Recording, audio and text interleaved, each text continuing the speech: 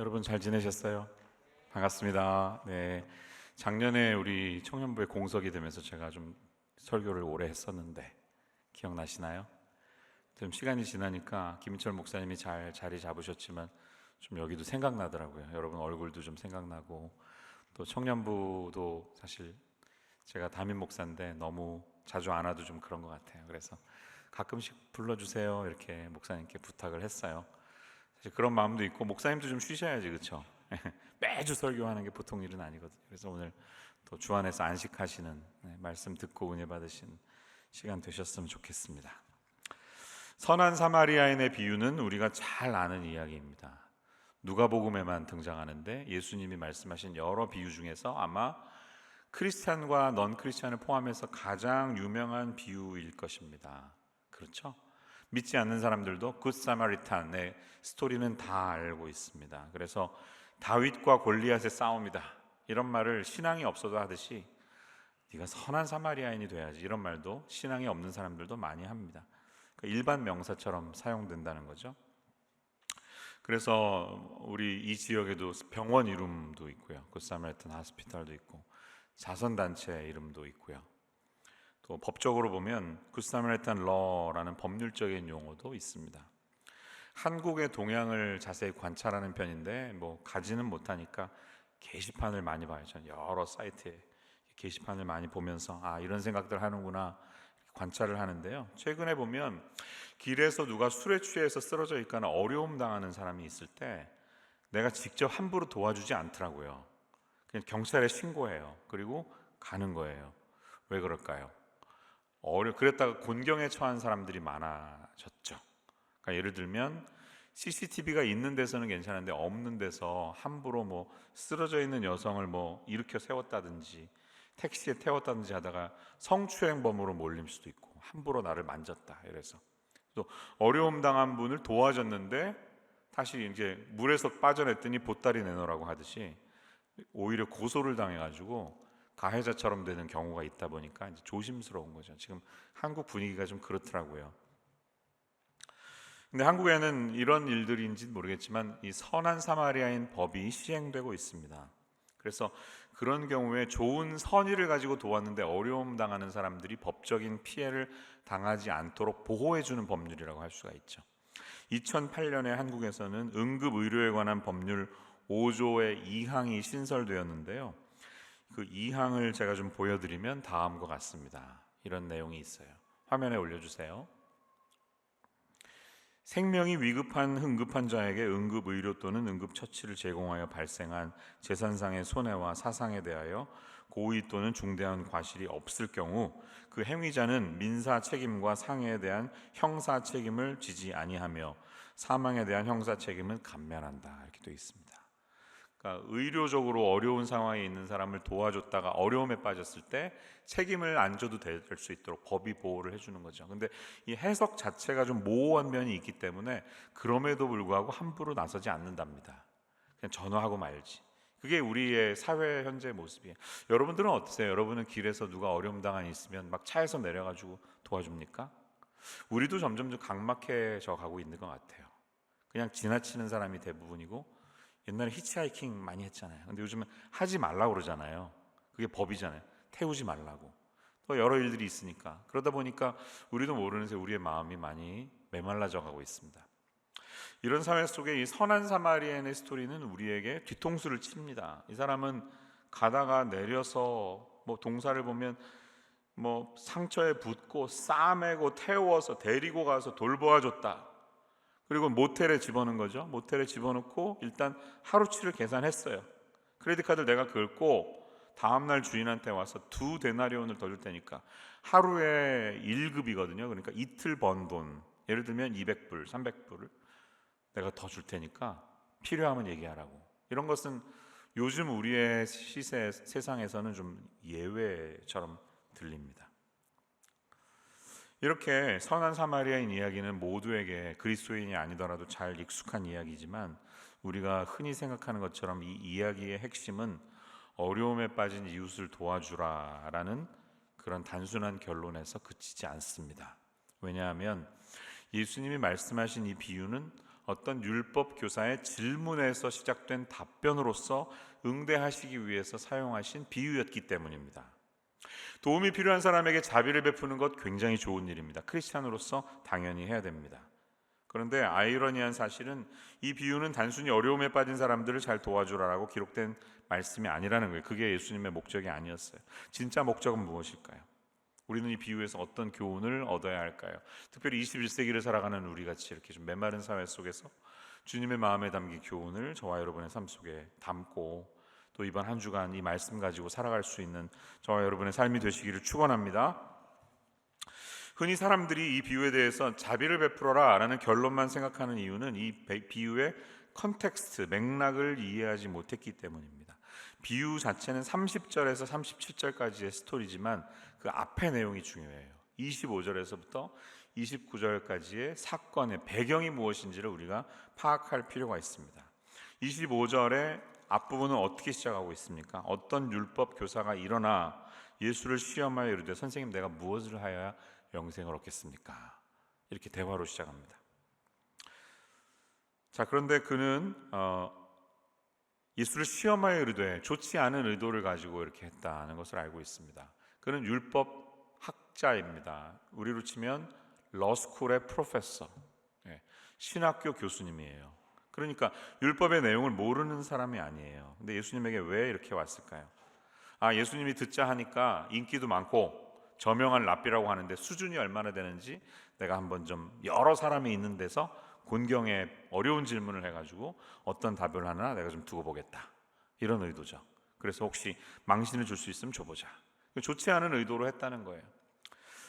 질문의 의도는 잘못됐지만 질문 자체는 중요한 질문이었습니다. 그렇죠? 한 번쯤은 우리가 해야 되는 질문, 무엇을 하여야 영생을 얻습니까? 이 질문이에요. 그런데 이 질문은 단순히 내가 죽은 후에 영원히 살려면 어떻게 됩니까? 라는 단순한 질문이 아니라는 겁니다. 그는 율법학자로서 장차 다가올 하나님의 시대, 하나님의 나라가 왔을 때 그 나라에 참여할 자격은 누가 가지고 있습니까? 이런 질문인 거예요. 유대인들은 하나님의 나라를 기다렸거든요. 이스라엘이 회복될 날을 기다렸습니다. 그런데 율법을 읽어보면 하나님의 나라가 회복될 때 땅을 유업으로 받는다, 이런 약속이 율법에 있어요. 지금 땅이 없잖아요. 로마 제국의 시대잖아요. 땅에 대한 소망이 있었습니다. 그래서 언제나 이 땅 갖는 게 한국 사람들만큼 중요합니다. 부동산 차지하는 게. 신명기 30장 15절 이하의 예를 들어보면, 본문을 올려주시면 이런 말씀이 있어요. 보라, 내가 오늘 생명과 복과 사망과 화를 내 앞에 두었나니 곧 내가 오늘 내게 명령하여 내 하나님 여호와를 사랑하고 그 모든 일을 길로 행하며 그의 명령과 규례와 법도를 지키라 하는 것이라. 그리하면 내가 생존하며 번성할 것이요 또 내 하나님 여호와께서 내가 가서 차지할 땅에서 내게 복을 주실 것입니다. 이렇게 약속합니다. 굉장히 좋아하죠? 네가 앞으로 땅을 차지하고 그게 복이다. 그리고 이 반대의 경우도 그렇지 않으면 벌 받는다, 이런 말씀하고 계십니다. 이런 기대가 이스라엘 민족의 기저에 깔려 있는 거예요. 근데 이들의 기대는 종말론적인 기대까지 포함하면, 종말론은 이제 세상의 마지막이 오면 하나님이 다시 오시는데 이스라엘이 어떻게 회복될 것인가라는 기대가 있는데, 그때가 되면 땅뿐만 아니라 온 세상이 이스라엘을 중심으로 돌아간다는 믿음이 있었어요. 이른바 선민사상이에요. 그래서 온 세상이 우리 이스라엘의 기업, 유업이 된다, 이런 소망도 있었습니다. 예를 들면 에스겔 36장 8절과 12절을 예로 들 수가 있습니다. 그러나 너희 이스라엘 산들아, 너희는 가지를 내고 내 백성 이스라엘을 위하여 열매를 맺으리니. 산들의 가지가 이스라엘을 위해 열매를 맺는데 그들이 올 때가 가까이 이르렀습니다. 이런 약속이 있어요. 12절, 내가 사람을 너희 위에 다니게 하리니 그들은 내 백성 이스라엘이라. 그들은 너를 얻고 너는 그 기업이 되어 다시는 그들이 자식을 잃어버리지 않게 하리라. 이스라엘이 우리 위에 다닌데 우리 다스린다는 것이죠. 이런 선민사상으로 가득 찬 이스라엘 사람들입니다. 결국 율법사의 질문은 예수님이 계속해서 설교하시는 그 하나님의 나라가 어떤 것이냐, 이 질문이었습니다. 그 나라가 과연 우리가 알고 있는 이 율법의 뿌리를 내린 나라이냐, 그리고 그 나라는 과연 이스라엘과 하나님이 맺으신 새 언약에 대한 이 종말론적인 희망을 성취해 주는 나라이냐, 이런 등등의 질문을 가지고 있는 것입니다. 그런 의미에서 물어본 거예요. 근데 이제 다른 복음서의 내용을 보면 마가복음 12장이나 마태복음 22장에 보면 서기관이나 율법사들이 예수님에게 물어봤을 때 예수님이 직접 답하셨어요. 성경에 읽어보니까 하나님 사랑, 이웃 사랑이 율법의 전체다 이렇게 요약을 하셨는데 여기서는 그렇지 않습니다. 여기서는 되묻고 계십니다. 율법이 뭐라고 써있니? 그리고 너는 어떻게 생각하니? How do you read it? 너는 어떻게 읽느냐? 어떻게 해석하냐 이거죠. 이렇게 질문하십니다. 그랬을 때 이 율법 학사는 자신이 있겠죠. 율법을 달달 외우고 있는 사람이니까 핵심을 딱 요약합니다. 그래서 신명기 6장에 쉐마, 이스라엘아 들으라 했을 때 뭐예요? 마음을 다하고 목숨을 다하고 내 힘을 다하고 뜻을 다하여 주 너의 하나님을 사랑하라. 이게 첫째 되는 계명입니다. 그런데 약간 오버했어요. 신명기에는 목숨을 다하고라는 말은 없는데 이 사람은 여기서 했어. 예수님이 거기에 딴지 걸진 않습니다. 봐주신 거예요. 근데 그것뿐만 아니라 두 번째 중요한 계명이 있습니다. 그래서 이웃을 사랑하는 거. 레위기 19장 18절. 내 이웃을 내 몸과 같이 사랑하라. 이게 율법의 요약입니다. 이렇게 정답을 얘기했을 때 예수님이 100점 동그라미 잘했어. 맞아. 그리고 그대로 해라. 그러면 네가 산다. 이렇게 말씀하셨습니다. 그러니까 그의 질문에 답을 얻은 것입니다. 율법과 예수님이 말하는 하나님 나라가 동떨어진 게 아니구나. 기초 안에 있구나. 얻은 것이에요. 그런데 율법사는 거기에서 멈추지 않습니다. 새로운 질문을 가지고 한 걸음 더 나아가고 있습니다. 그게 어떤 질문이에요? 그게 29절이죠. 그러면 내 이웃이 누굽니까? Then who's my neighbor?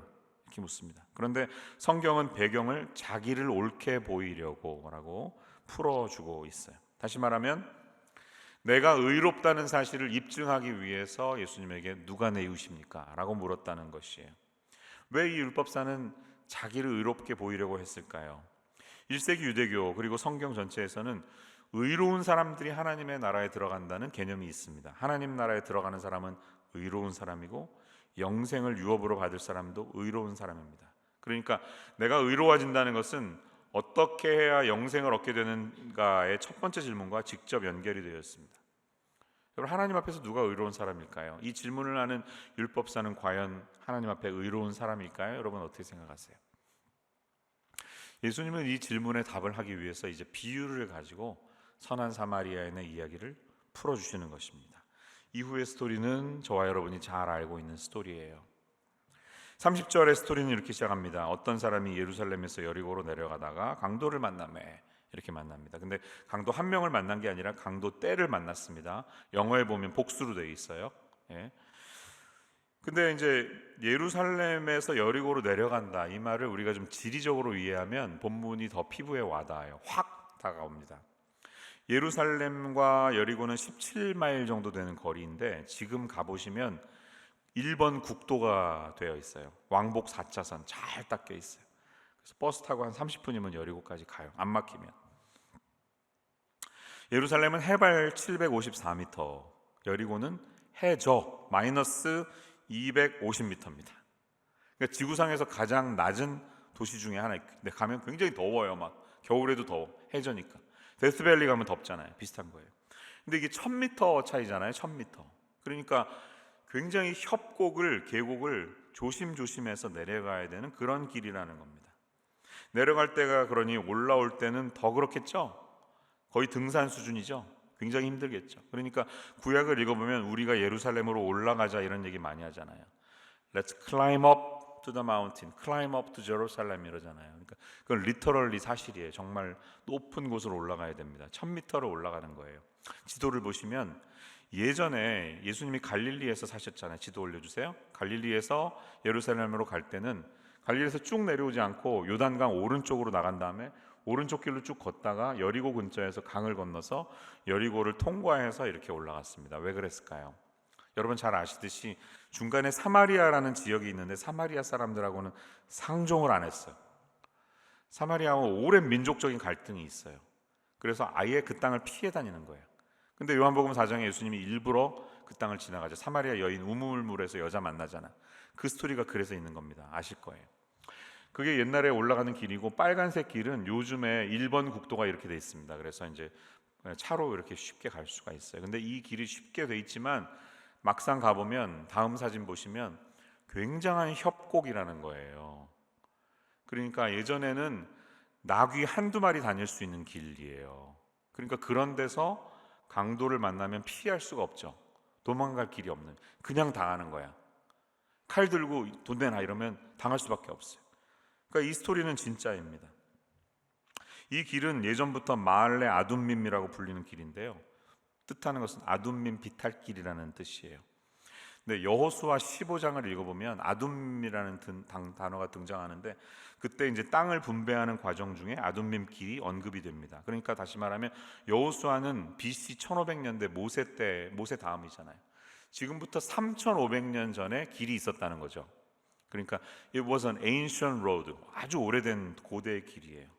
그런데 예수님 당시에는 이 길에 별명이 있었는데 그게 피로 가득한 길이라는 별명, 블러디 로드라는 뜻이 있었어요. 이해가 되시죠? 하도 많이 당하니까, 사람들이 털리니까 피 흘리는 길이다, 위험한 길이었다는 거예요. 강도때가 잦았다는 겁니다. 사진 빼셔도 돼요. 그러니까 예수님이 이 비유를 하셨을 때 당시 사람들에게는 it was a real story, 정말 피부에 와닿는 스토리였을 거예요. 네. 뭐 우리로 치면 어딜 얘기해야 되나? 뭐 잘 모르겠습니다. 어디 근처 가지 마, 뭐 이런 거. 샌프란시스코 텐덜로인 그러면 다 알잖아요. 홈레스들이 다 거기 있잖아요. 똑같은 거예요. 다 와닿는 스토리라는 거예요. 아주 이들에겐 생생하게 현실적으로 귀를 열고 오케이, 뭐라고 하시나 막 들으셨을 거예요.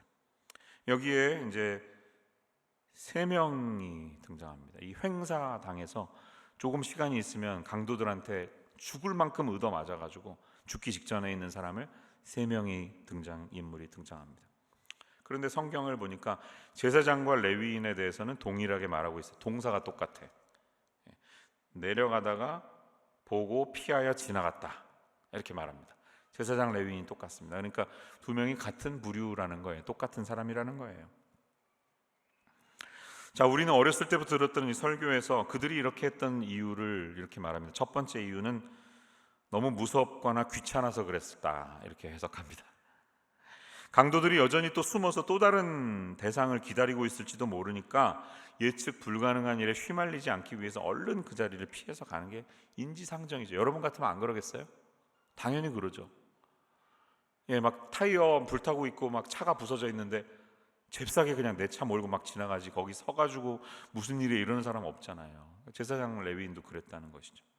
근데 두 번째 이유가 더 중요한데, 두 번째 이유를 그들의 직업 때문에 그랬다, 이렇게 해석합니다. 직업이 가진 종교적인 관습 때문에 그랬다 말하는 것이죠. 이 말이 신빙성이 있습니다. 이 사람이 만약에 길에서 그렇게 있다가 막상 가봤는데 죽어 있잖아요. 그럼 시체잖아요. 근데 제사장이나 레위인이 시체를 만지면 부정한 사람이 됩니다. 언클린하게 돼요. 그래서 율법을 잘 지키는 제사장과 레위인 입장에서는 시체를 만지면 안 돼. 특히 제사장은 백성의 제물을 받고 희생 제사를 드리는 게 자기의 직업인데 항상 정결함을 유지해야 되잖아요. 근데 시체를 만지는 것이 가장 정결하지 않은 행동이었습니다. 만약에 시체를 만지게 되면 하나님이 7일 동안 격리해라, 7일 동안 정결하게 하고 붉은 암송아지를 태워라, 이렇게 민수기 10장에 보면 19장에 기록되어 있습니다. 제사장이 유일하게 시체를 만질 수 있는 것은 자기 가까운 친족이 죽었을 때 만질 수 있습니다. 레위기 21장 1절부터 4절 이하에 보면 하나님이 그렇게 말씀하시죠. 이르라, 그의 백성 중에서 죽은 자를 만짐으로 말미암아 스스로를 더럽히지 말려니와, 시체 만지지 말라는 거예요. 그의 살붙인 어머니나 아버지나 아들이나 딸이나 결혼하지 않은 처녀인 자매는 몸을 더럽힐 수 있다. 거기에는 예외가 있다, 이렇게 말하는 거예요. 그러니까 웬만하면 제사장은 시체를 만지지 않는 게 좋죠. 7일 동안 뭐하러 고생해요. 여러분 팬데믹 때 어디 이동하시면 쿼런틴 하셨잖아요. 7일 격리, 14일 격리, 21일 격리, 국가마다 막 이랬잖아요. 굉장히 힘들었잖아요. 그렇죠? 호텔에 가만히 있으면서 음식 배달시켜 먹어, 아무 데도 못 가고, 얼마나 힘들어. 그것보다 더 힘든 일을 일부러 할 이유가 없습니다. 그러니까 제사장은 신중한 방법을 택한 것입니다. 괜히 찾아갔다가 살아있지 않고 죽었으면 시체를 만지니까 자기 직무를 행할 수가 없는 것이에요. 루틴이 깨지는 겁니다. 레위인도 마찬가지입니다. 레위인은 백성들의 11조를 받아서 성전이나 성막 주변에서 섬기는 역할을 하던 사람이었는데, 이 사람들도 시체를 만지면 똑같이 부정한 사람이 되어서 성전 봉사를 할 수가 없습니다. 게다가 레위인은 앞서갔던 제사장을 멀리서 뒤따라갔는지도 몰라요. 근데 동선을 보고 힘든 일일수록 앞에 누가 있으면 똑같이 하잖아요. 근데 앞에서 이 사람이 이래저래 이러니까 확 지나가니까 뭔 일 있나 보다, 나도 아는 척하지 말아야지, 시체였나 보다 이러고 그냥 확 지나갔을 수 있죠. 이해할 수 있습니다. 자, 이런 수사적인 흐름 속에서 청중들은 이제 다음에 누가 나오나 기대했을 겁니다. 분명히 좋은 사람이 와서 도와주겠지. 근데 청중의 기대는 두 사람은 좀 상류 계급이니까 하층 계급, 예를 들면 농민 이런 사람들이 팔을 걷어붙이고 막 들쳐업고 막 도와줬을 거야. 권선징악 이렇게 기대했을 것입니다. 근데 예수님이 이야기 스토리를 확 뒤집어 버립니다. 그 대상이 누구였어요? 사마리아 사람이었어요. 사마리아 사람. 1세기 당시에 유대인과 사마리아인의 관계는 제가 길게 설명할 필요가 없습니다. 여러분, 인도와 파키스탄이 얼마나 안 좋은지 아시죠? 거기 곱하기 100 정도 하시면 돼요. 그게 당시에 사마리아와 이스라엘 사람들의 관계였어요. 분열왕국 시대부터 500년 이상 동안 서로를 아주 적대시했습니다. 그래서 블레셋, 에돔 취급하듯이 이방인처럼 그렇게 으르렁거리면서 서로 안 좋아했다는 것이에요. 누가복음의 이야기 속에서도 이 스토리가 있기 전에 9장 앞으로 가보시면 예수님이 이제 예루살렘을 향해 가면서 사마리아 마을에 들어가려고 했는데 이 사람들이 받아들이지 않았다. 9장 53절에 보니까 그런 내용이 있어요. 그러니까 굳이 예수님이 여기에서 사마리아인을 언급한 것은 청중의 입장에서는 가장 혐오스러운 인물을 일부러 선택해서 이 사람이 사마리아 사람이야 라고 쭉 얘기했을 때 얘기를 듣는 사람들이 불편했을 거예요. 그렇죠? 굉장히 싫은 사람들이 너무 선한 거예요. 그러니까 막 짜증이 나죠. 짜증났을 거예요. 막 속이 뒤집어졌을 거예요. 그래서 맨 마지막에 예수님이 누가 가장 뭐라고 그러십니까? 예수님이 뭐라고 그러세요? 이 셋 중에 누가 강도 만난 자의 이웃이 되겠냐 이렇게 물었을 때 율법학자는 머리를 긁으면 사마리아인이요 라고 말하지 않고 막 짜증이 난 투로 자비를 베푼 사람이요 라고 말했습니다. 말하기 싫었던 거예요. 이제 이 뉘앙스가 다가오시죠? 자, 제가 더 이상 이 비유를 자세히 설명해 드릴 이유는 없습니다. 이제 우리는 이 비유가 주는 교훈을 함께 생각해 보아야 하겠습니다. 예수님이 무슨 의도로 이 말씀을 하시나, 우리가 테이크 어웨이, 뭘 가져가야 되나, 레슨이 무엇인가 생각해 보겠는데요. 주보에 보시면 두 가지 아웃라인이 있어요. 첫 번째는 이웃을 진정으로 사랑할 수 있는 힘은 하나님을 사랑하는 사람에게 주어진다는 것이에요. 예수님은 이 율법학자가 율법의 핵심을 알고 있는지 다시 물어보십니다. 재차 확인하십니다. 뭐하러 그러셨을까요? Does he do not know about this? 여러분, 러스쿨에서 법을 가르치는 사람이 법의 내용을 물었을 때 그걸 모를까요? 아니요. 밤낮 그거 가지고 강의하고 법 해석하는 사람이 왜 몰라? 몰라서 물어본 게 아니시죠. 예수님은 아마 네가 지금 이론적으로는 완벽히 알고 있지만 이 율법의 정신을 온전히 알고 있는지 깨우쳐 주시기 위해서 그렇게 물어보셨을 거예요. 그리고 율법사가 율법의 내용을 다시 자기 마음의 거울에 비추어 보았을 때 자신의 모습을 똑바로 볼 수 있는 기회를 주셨는지 몰라요. 하나님의 말씀은 우리에게 거울과 같습니다. 그래서 말씀이 우리에게 거울처럼 비치면 뭐가 느껴집니까? 거울이 보이면 매무새를 고치잖아요. 고춧가루도 떼고, 그렇죠? 머리도 만지고 나의 연약함을 보는 것입니다. 말씀은 그런 기능을 합니다. 나의 부족함을 보게 만들어요. 그런 기대로 물어보셨는데 그는 그렇지 않았습니다. 그래서 예수님이 율법사에게 기대했던 것은 아마 선생님, 제가 어떻게 될까요? 제가 이 율법의 명령을 제대로 행하지 못합니다. 어떻게 제가 따라야 합니까? 이게 기대했던 걸 거예요. 근데 그는 그렇게 반응하지 않고요. 자기를 옳게 보이려고 예수님께 물어봐서 Then who is my neighbor? 그럼 내 이웃이 누굽니까? 이렇게 묻습니다. 사람들 앞에서 내가 옳은 존재임을 보여주고 싶습니다. 여기 옳다고 하는 디카이오스네, 의롭다. 그러니까 내가 사람들 앞에서 의로운 존재임을 나타내기 위해서라고 푸시는 게 정확한 해석이에요. 왜 그렇게 했을까요?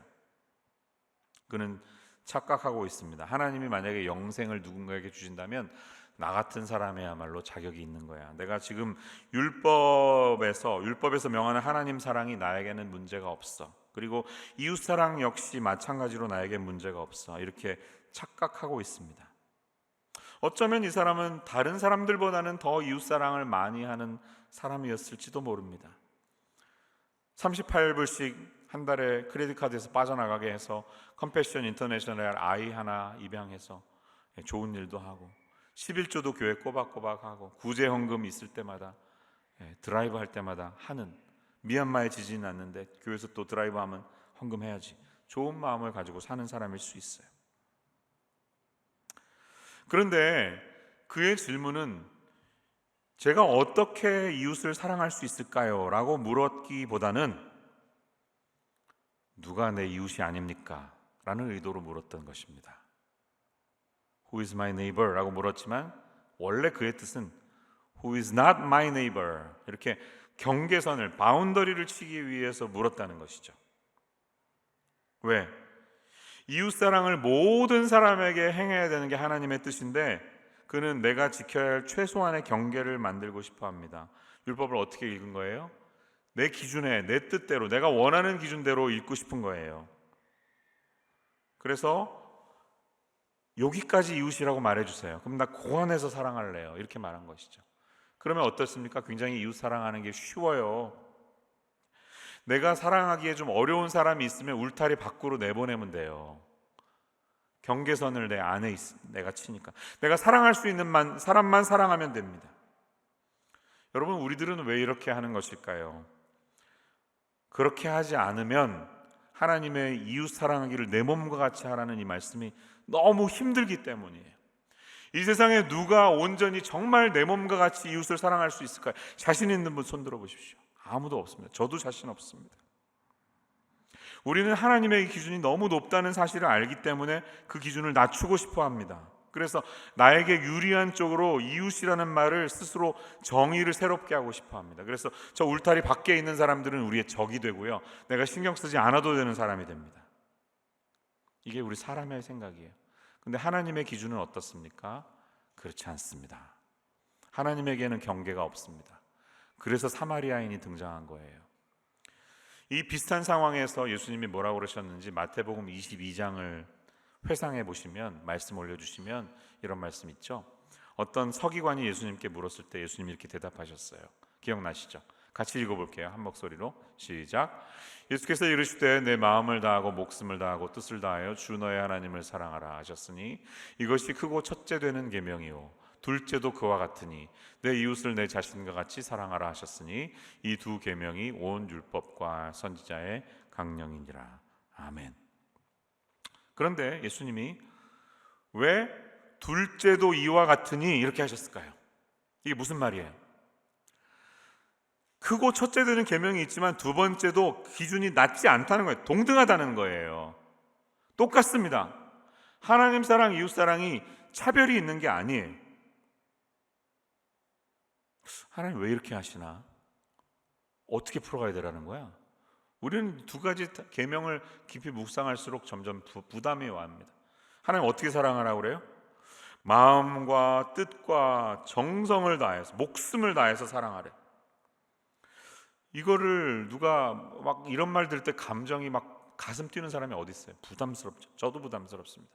근데 하나님이 이렇게 말씀하시는 이유는 하나님이 우리 자신을 향해서 그분의 마음과 그분의 목숨과 뜻을 다해서 우리를 사랑하고 계시기 때문입니다.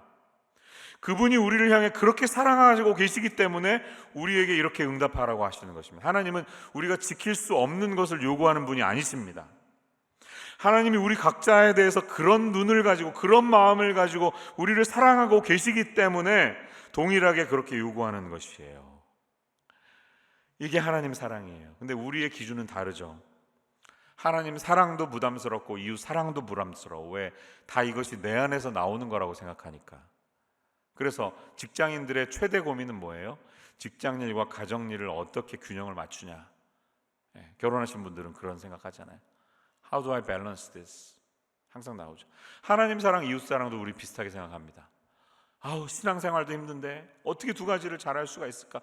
어디에 몇십 퍼센트를 투자해서 밸런스 내 시간을 투자해야 되나, 이런 생각하고 있다는 거예요. 근데 두 가지는 같다는 겁니다. 동등하다는 겁니다. 이게 뭘 말합니까? 자, 여러분, 아웃라인을 다시 생각해 보세요. 이웃을 우리가 어떻게 진정으로 사랑할 수 있습니까? 그것은 오직 하나님의 사랑을 받을 때만 가능한 것입니다. 진정한 이웃 사랑은 우리가 하나님을 사랑할 때, 그 사랑을 받을 때 가능하다는 것이에요. 내 힘으로 이웃을 사랑하려고 하면 그것은 불가능하지만, 우리를 향한 그 불타는 하나님의 사랑이 우리에게 다가오고 그것이 접수가 될 때 그 사랑을 흘려보낼 수 있습니다. 그리고 우리가 흘려보내는 만큼만 사랑하시면 됩니다. 모두가 슈바이처 박사가 될 필요가 없어요. 하나님께 사랑받은 만큼 이웃을 사랑하시면 됩니다. 하나님이 저와 여러분을 온 마음과 목숨과 뜻을 다해서 모든 것을 걸고 우리를 사랑하고 계신다는 사실을 믿으시기를 축원합니다. 그러니까 그 사랑을 먼저 받으세요. Enjoy His love. 뭔가를 하나님을 위해서 뭘 하기 전에 그 사랑을 누리세요. Enjoy. 사랑을 받고 마음속에서 너무 즐기세요. 그러면 그 사랑이 이웃에게 흘러갈 것입니다. 논에 물이 가득 차면 뚝이 넘쳐서 다른 논에게 가듯이 그렇게 될 것이에요. 여러분, 그 사랑을 하셔야 됩니다. 내 힘으로 뭐 이렇게 하려고 내가 뭐라도 된 것처럼 그렇게 하지 마세요. 그냥 그분이 보여주신 사랑을 먼저 깨닫고 그 사랑을 누리셔야 됩니다. 그래야만 우리는 온전히 이웃을 품을 수 있고 우리의 사랑을 이웃에게 흘려보낼 수 있는 존재입니다. 또한 우리가 신앙생활하면서 중요한 점이 있는데요, 하나님을 너무 사랑하기 때문에 이웃을 사랑할 틈이 없다면 우리는 하나님을 잘못 사랑하고 있는 것입니다. 두 가지는 동등하기 때문이에요. 그래서 그러한 분들도 한번 곰곰이 이 말을 생각해 보시기 바랍니다. 결국 선한 사마리아인 비유의 핵심은 이것입니다. 핵심 질문은 이것이, 네가 믿는 하나님은 도대체 어떤 분이시냐? 이게 예수님의 뜻이에요.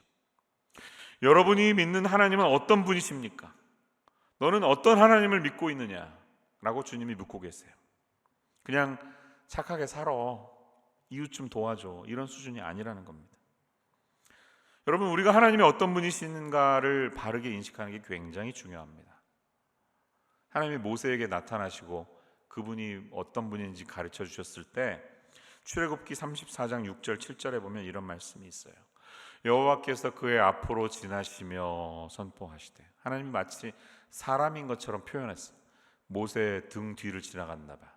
그러면서 목소리가 들립니다. 여호와라 여호와라, 자비롭고 은혜롭고 노하기를 더디하고 인자와 진실이 많은 하나님이라. 인자를 천대까지 베풀며 악과 과실과 죄를 용서하리라.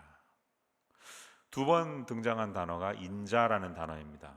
유명한 헤세드라는 히브리어, 헤세드, loving kindness. 번역이 잘 안 되는, 너무나 이미지가 깊어서 번역이 안 되는, 하나님은 헤세드의 하나님이십니다. 긍휼이 많으시고 자비가 풍성하시고 인자가 가득하신 하나님이십니다. 이러한 표현이 구약 전체에 자주 반복됩니다.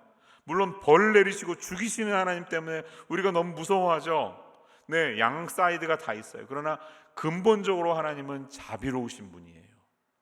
자비로우시기 때문에 자비하지 않은 모습을 견디지 못하는 것이에요. 그래서 벌을 내리시는 거예요. 불의를 참지 못하시는 것이에요. 정의롭고 자비로우시기 때문에. 예수님도 자비로운 분이십니다. 믿으시죠? 예수님은 자비로 가득 차 있는 분입니다. 하나님과 똑같은 분이에요. 그래서 우리를 처음 우리의 눈동자를 볼 때 예수님 굉장히 불쌍히 보실 거예요. 아이고 저놈 고생이 많네. 얼마나 요즘 힘들까. 힘내라. 내가 너를 어떻게 좀 위로해 줄 수 있겠니? 예수님이 우리 그렇게 볼 거예요. 이 두 사람이 등장한 단어, 내려가다가 보고 피하여 지나가다, 그 동사로 끝나지만 선한 사마리아에는 여러 동사가 나왔죠. 아까 우리가 본 것처럼. 그런데 제일 처음 등장한 동사는 33절에 보고 불쌍히 여겨였습니다. 이게 사마리아인에게 있어는 첫 번째 반응이었어요. 보고 불쌍히 여겨. 여기 사용된 헬라어는요, 스플랑크니조마이라는 긴 동사인데요. 스플랑크니조마이. 이것은 창자를 비튼다라는 뜻이 있습니다. 내장을 비트면 얼마나 아플까요? 그렇게 가슴이 쥐어짜는 듯하게 안타까운 마음을 가지고 누군가를 본다는 것이, 이것이 예수님의 마음이에요. 이게 하나님의 마음이라는 것을 보여주고 있습니다. 여러분, 우리는 하나님이 그런 분이시기 때문에 우리도 누군가를 향해서 그 자비의 마음을 가질 수 있어야 하는 줄로 믿습니다. 종교인들은, 제사장과 레위인은 자기 종교적인 의무를 이행하기 위해서 일부러 불쌍히 여기는 마음을 눌러버리고 그냥 내려가는데, 그게 무슨 종교입니까? 하나님이 원하시는 종교, 그게 아니죠. 요즘 한국교회나 이민교회가 그런 이미지가 되어가고 있지 않습니까? 그들만의 리그, 나와는 관계없는, 맨날 광장에 모여서 막 그냥 자기들끼리 집회나 하고, 적으로 생각하잖아요. 한국교회 딱 선을 그어놓고 저들은 적들이야, 우리끼리 화이팅해서 우리끼리 천국 가자. 너무 이미지가 그렇게 되어가고 있진 않은지 우리는 스스로를 돌아볼 수 있어야 합니다. 함부로 바운더리 치지 마세요. 어디까지가 내 이웃인지 내가 정하려고 하지 마세요. 그 반대편에 있는 사람들을 불쌍히 여길 수 있어야 합니다. 여기서 우리의 두 번째 포인트가 있습니다. 그것은 이웃을 향한 긍휼의 마음을 회복해야 한다는 것이, 컴패션이라는 영어는 스플랑크니조마이에서 나왔습니다. 컴패션은 가슴이 창자를 비트는 행동이에요. 누군가를 향해 긍휼의 마음이 우리에게 있어야 한다는 것입니다.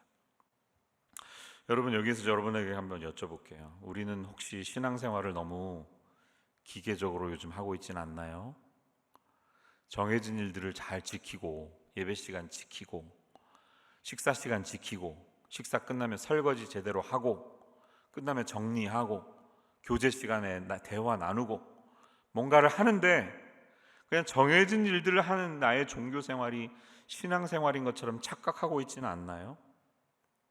어릴 때부터 우리는 공부 잘하는 기계라는 말을 들었습니다. 모든 사람은 아니겠죠. 어떤 분들은 들었습니다.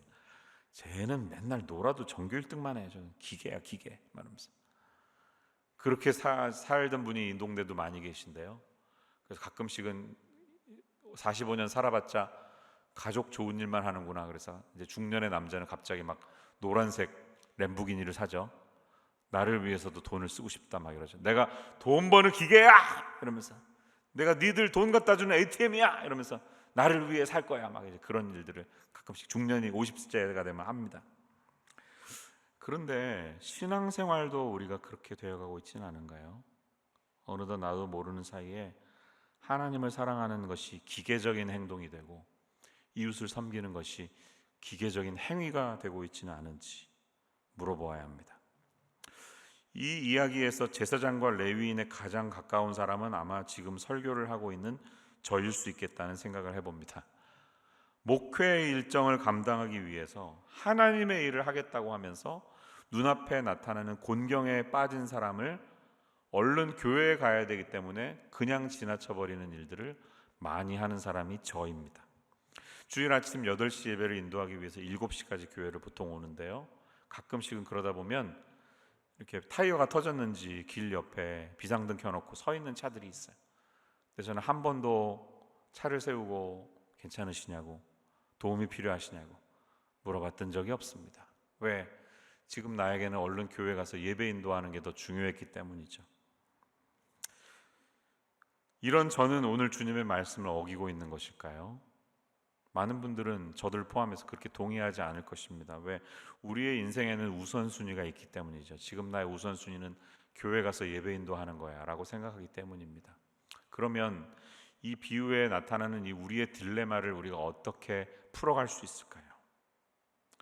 저 자신에 대해서 곰곰이 생각해 보니까, 제가 목회 일정이 너무 많아서 스케줄이 꽉 차 있을 때 도저히 주변을 돌아볼 마음의 여유가 없다는 사실을 발견합니다. 여러분은 어떠십니까? 나를 위한, 나와 관련된 일이 너무 많이 차 있으면 우리는 도저히 주변을 돌아볼 수 있는 마음의 여유가 없습니다. 그런데 누군가를 위해 마음의 여유를 갖는 것도 중요하지만 더 중요한 것은 나와는 관계없는 어떤 타인을 위한 시간의 여유로움이 필요하다는 사실이에요. 그래서 밑줄에는 여유로움이라는 단어를 적어 넣으시면 됩니다. 여러분, 우리는 의도적으로 시간을 비워 놓아야 합니다. 일주일의 목요일의 요 시간은, 주일의 요 시간은 나를 위한 시간이 아니라 누군가를 위해 내가 기꺼이 줄 수 있는 시간으로 만든다. 이렇게 의도적으로 시간을 할애해 놓는 것이 중요합니다. 하나님 사랑하는 것은 기계적인 행동이 아닙니다. 말씀을 많이 외운다고 하나님 사랑하는 게 아닙니다. 유대인들은 율법 613개가 있었어요. 모세오경에 보면 하지 마라 365개, 해라 248개, 더하면 613이에요. 이 613개를 달달달 외우고 지킬 거 지키고 지키지 않을 거 피하면 좋은 신앙인으로 착각했습니다. 그리고 또 이런 말까지 해요. 유대인들은 1년이 365일인데 이게 딱 맞아떨어지네. 인간을 구성하는 뼈의 숫자가 248개인데 너무나 이게 맞아떨어지네. 이건 하나님의 섭리야. 이러면서 613개를 지키는 게 하나님의 섭리인 것처럼 착각했습니다. 여러분, 그런 식으로 율법 외우고 잘 지키면 훌륭한 신앙인이 되지 않습니다. 그런 거는 우리보다 요즘 유행하는 AI가 훨씬 더 잘할 거예요. AI에 인공지능 달린 기계인간이 나오면 그런 기계인간들이 훨씬 더 잘할 거예요. 신앙생활은 얼마나 많이 외우고 지키고 있느냐가 아닙니다. 신앙생활은 우리의 감정에 관한 것입니다. 하나님의 마음이 우리에게 들어와야 됩니다. 우리를 향한 하나님의 사랑이 접수가 돼야 됩니다. 여러분, 그 사랑을 아세요? 마음과 뜻과 목숨을 다하여 우리를 사랑하신 하나님을 경험해야 됩니다. 그리고 그로 인해 우리의 마음이 넓어져서 마음의 여유가 생겨서 이웃을 사랑할 수 있는 마음이 흘러가는 것입니다. 이게 신앙생활이에요. 1970년에 미국 프린스턴 신학교에서 아주 흥미로운 실험을 한 적이 있었습니다. 설교학 강의를 듣는 신학생들을 대상으로 두 그룹으로 나뉘었어요. 그래서 한 그룹에게는 선한 사마리아인의 비유를 가지고 설교하세요. 일주일 동안 묵상하세요. 이렇게 했고, 다른 그룹에게는 별도의 주제를 줬습니다. 그걸 가지고 설교하게 했습니다. 설교학 실습은 교수님들 앞에서 내가 직접 설교하는 거거든요. 저도 그랬던 적이 있습니다. 이제 설교하러 한 사람 한 사람 실습을 가는 중에 캠퍼스에 의도적으로 막 곤경에 처한 사람을 세워놓은 거예요. 그래서 모든 사람이 이 곤경에 처한 사람이 어떻게 반응하는지를 다 기록을 했습니다. 결과는 굉장히 흥미로웠습니다. 선한 사마리아인 비유를 묵상하고 설교하려고 하던 사람이라고 해서 특별히 더 이 사람들을 잘 도와주지 않았다는 거예요. 그리고 다른 주제를 가지고 준비했던 사람들이라고 해서 덜 도와주지도 않았다는 것입니다. 이 결과에 지대한 영향을 끼쳤던 요소는 바로 시간이었습니다. 시간. 지나가던 학생들이 시간적인 여유가 없으면 다 모두 지나쳐 가는데, 어느 정도 시간의 여유가 있었을 때는 그래도 어려움에 빠진 사람들을 챙겨주는 학생들이 양쪽에 다 있었다는 것입니다. 여러분, 이 이야기가 우리에게 시사하는 바가 큽니다. 저에게도 큽니다. 우리는 다 나름 하나님의 일을 한다고 생각합니다. 목회하니까 모든 게 하나님의 일이다, 스스로 그렇게 생각할 수 있지만, 하나님이 원하시는 일을 하지 않으면 우리는 하나님의 일을 하는 게 아닙니다. 나의 명예를 위해 하는 거지. 제가 하나님의 일을 한다고 했지만 때로 상담하는 기계, 설교하는 기계, 예배 인도하는 기계, 결혼식 주례하는 기계, 장례 인도하는 기계처럼 누군가에게 그렇게 살지 않았나 하는 후회로운 마음이 들었습니다.